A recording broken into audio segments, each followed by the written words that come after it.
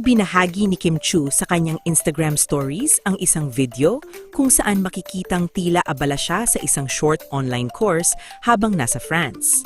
Ayon sa obserbasyon ng fans, mukhang may kinalaman ang training sa business, bagay na maaaring konektado sa pag-expand ng kanyang bag brand na House of Little Bunny.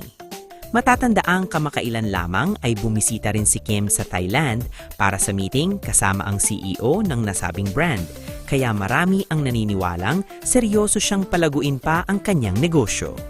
Samantala, usap-usapan naman na sinamantala ni Kim ang kanyang free time habang abala sa shooting si Paolo Avellino para sa project nito kasama si Nadine Lustre. Para sa ilang supporters, magandang senyales ito na kahit nasa abroad ay patuloy pa ring nag-i-invest si Kim sa kanyang personal growth at negosyo habang binabalanse ang kanyang schedule sa mga lakad at commitments. Matatandaang matagal ding naging tahimik si Kim sa social media bago niya ibinahagi nitong Easter ang kanyang pagbisita sa Notre Dame Cathedral sa Paris na siyang nagkumpirma sa mga haka-haka na nasa France nga siya.